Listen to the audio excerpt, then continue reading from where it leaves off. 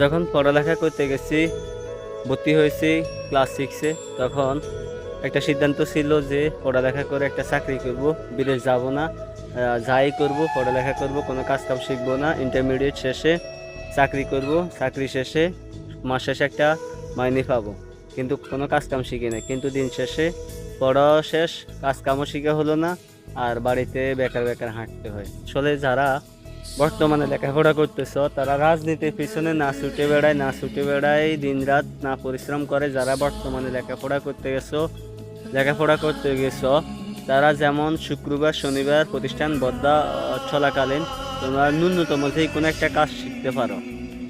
কাজ শিখলে তোমার কোনো বাধা নাই, কাজ শিখতে গেলে তোমার কোনো বাধা হবে না, এমনকি কাজ শিখার শেষে তোমার কোনো কষ্ট হবে না। তুমি যদি লেখাপড়া নাই করো, মেট্রিক পাস করার পর যদি কোনো লেখাপড়া নাই করো, তাহলে তুমি মেট্রিক পাস করে ওই যে কাজটা শিখছো ওই কাজটা দিয়ে তুমি ন্যূনতম একটা চাকরি করতে পারবা।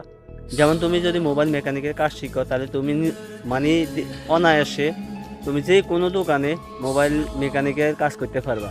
যদি তুমি ইলেকট্রিক্যাল কাজ শিখো, তাহলে তুমি মেট্রিক পাস শেষে তুমি ইলেকট্রিক্যাল যে কোনো কাজ করতে পারবে, মিস্ত্রি হিসাবে, যুগালি হিসাবে, যে কোনো জায়গায় তোমার চাহিদা থাকবে। কিন্তু যারা লেখাপড়া করতেছো, কোনো কাজ কাম শিখো না, আমার মতো বেকার বেকার হাঁটতেছো, তারা দিন শেষে মা বাবার ভাই বোনের লাতি উন্ডা খাওয়া ছাড়া আর কোনো কিছু থাকবে না। ঠিক আছে, বুঝছো? So bye be careful. রাজনীতি, পলিটিক্স, হেট, এটা কোনো আসলে দিন শেষে কোনো মাইনে দিবে না। ঠিক আছে, বুঝছো?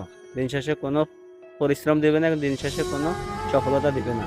তুমি লেখাপড়া করো, তার পাশাপাশি তুমি একটা কাজ শিখো, যে কোনো একটা কাজ শিখো।